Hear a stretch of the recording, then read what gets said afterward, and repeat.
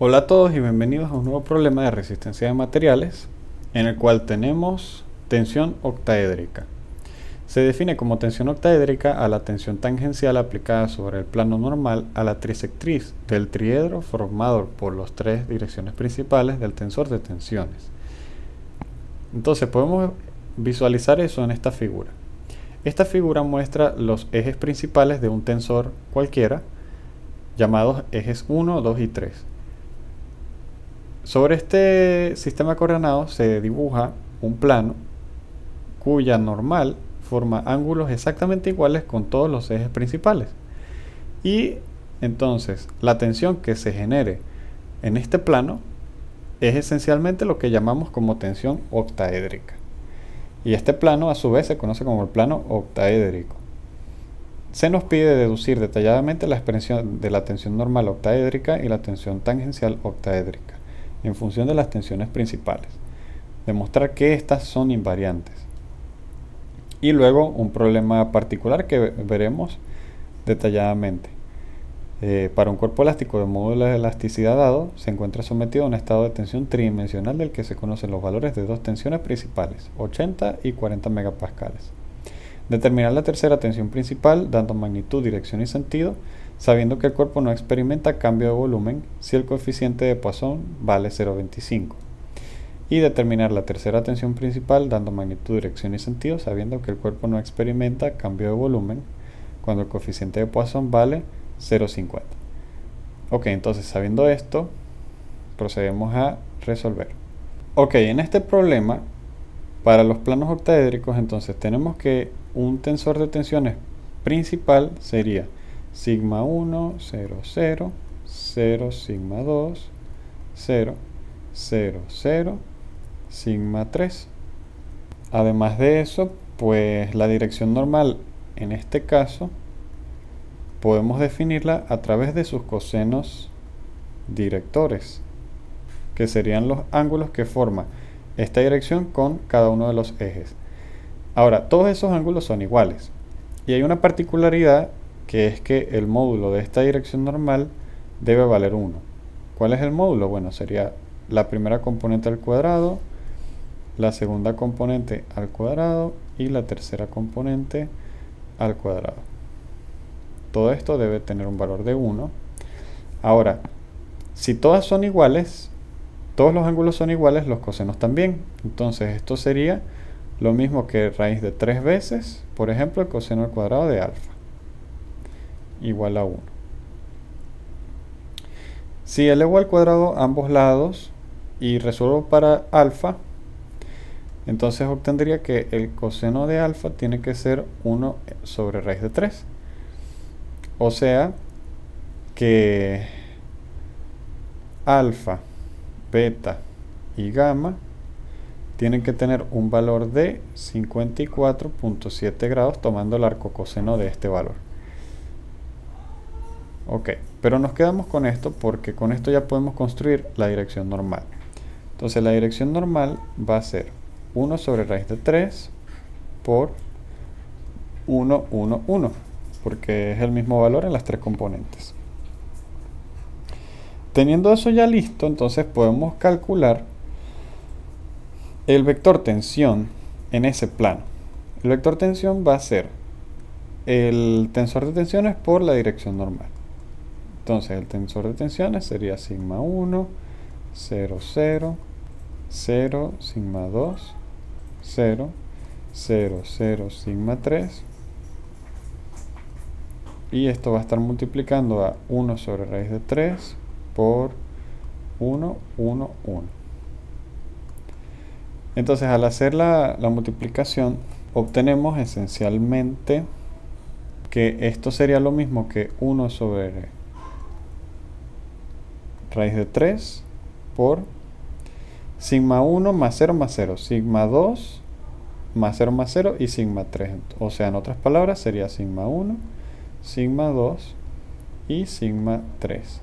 Ese sería el vector tensión en este plano octaédrico. Ahora nuestra misión es decomponer este vector en la componente normal y la componente tangencial. Tensión normal. Sería el vector tensión por la dirección normal.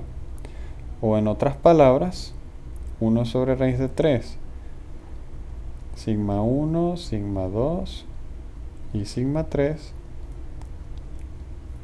por 1 sobre raíz de 3, 1, 1, 1. Entonces esto da como resultado, bueno, es un producto de dos vectores, entonces sería el producto de estas dos constantes da un tercio, y este por este más este por este más este por este, es decir, sigma 1 más sigma 2 más sigma 3. Ok, ahora para la tensión tangencial,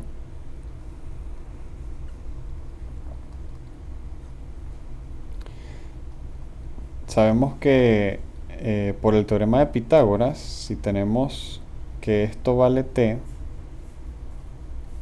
y lo descomponemos en componente normal y tangencial, entonces la suma al cuadrado de estos dos catetos debe dar esto. Por lo tanto, esto al cuadrado sería la hipotenusa, que sería el módulo del vector tensión, menos la componente normal al cuadrado. Entonces, el módulo del vector tensión sería un tercio con la suma de las componentes al cuadrado. Sigma, para facilitar la cuenta vamos a usar sigma 1 al cuadrado, sigma 2 al cuadrado y sigma 3 al cuadrado. Menos esto al cuadrado, que sería un noveno por sigma 1 más sigma 2 más sigma 3 al cuadrado. Entonces vamos a desarrollar el cuadrado que tenemos acá. Claro, ¿cuál es el objetivo? El objetivo es tratar de llevar esta ecuación a reducirla en términos de los invariantes. ¿Y cuáles son los invariantes? Bueno, para el caso particular que nosotros tenemos con este estado de esfuerzos, que es un estado principal de esfuerzos, entonces vamos a tener que los invariantes, el invariante 1 es simplemente la traza del tensor de tensiones, es decir, sigma 1 más sigma 2 más sigma 3.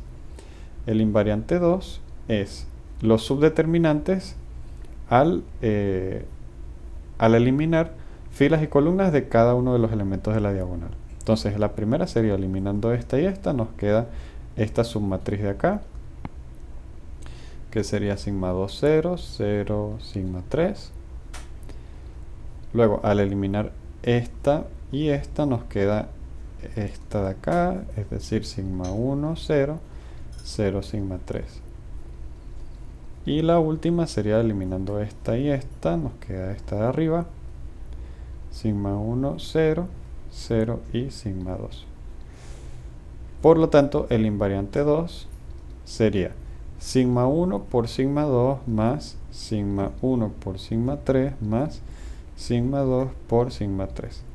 Y el invariante 3 es simplemente el determinante de todo el tensor de tensiones, o sea, el producto de la diagonal en este caso, sigma 1, sigma 2, sigma 3, porque los demás dan 0. Entonces la idea es llevar esta expresión que tenemos acá para el esfuerzo tangencial a alguna que se construya con estos invariantes, porque el problema pide demostrar que son invariantes. Entonces la tensión normal no hay problema, porque ya esto que está acá es justamente el invariante 1, entonces ya por ahí estamos listos. Mientras que estas, pues hay que desarrollarlas. Entonces vamos a hacer el cuadrado de acá. Sería simplemente estos dos al cuadrado, sigma 1 al cuadrado, más 2 veces sigma 1 por sigma 2, más sigma 2 al cuadrado. Luego más 2 veces sigma 1 más sigma 2 por sigma 3, más sigma 3 a la 2. Ok, entonces si reagrupamos esto tendríamos sigma 1 al cuadrado, sigma 2 al cuadrado, sigma 3 al cuadrado, menos un noveno de sigma 1 al cuadrado más sigma 2 al cuadrado más sigma 3 al cuadrado más 2 veces sigma 1 por sigma 2 más sigma 1 por sigma 3 más sigma 2 por sigma 3. Y obtenemos esta expresión. Entonces notamos que aquí ya aparecen, por lo menos acá ya aparece el invariante 2. Entonces lo ideal sería de alguna manera hacer que aparezca el invariante 1. Y para lograr eso entonces podemos, bueno, en primera instancia notar que aquí tenemos este término y aquí tenemos un noveno de este mismo término. Entonces lo pudiéramos restar de una vez, ¿no? Sería 2 novenos de sigma 1 al cuadrado más sigma 2 al cuadrado más sigma 3 al cuadrado. Y acá nos quedaría 2 por 1 sobre 9, que sería 2 novenos de sigma 1, sigma 2, sigma 1, sigma 3, sigma 2, sigma 3. Ok, entonces pudiéramos intentar incluir acá, vamos a ver, 2 veces esto, es decir, algo parecido a esto, para que entonces acá nos quede el invariante 1 al cuadrado. Entonces voy a traerme esta expresión a la cual llegamos. Entonces teníamos esto y como les había comentado, pudiéramos incluir acá 2 novenos de sigma 1 al cuadrado más sigma 2 al cuadrado más sigma 3 al cuadrado más 2 veces sigma 1 por sigma 2, sigma 1 por sigma 3, sigma 2 por sigma 3. De ese modo ya lo que está aquí en este paréntesis es directamente como si yo tuviera sigma 1 más sigma 2 más sigma 3 al cuadrado, que sería el invariante 1. Ahora yo no puedo incluir este término nuevo acá así de la nada, por lo tanto tengo que escribir este mismo que tenía acá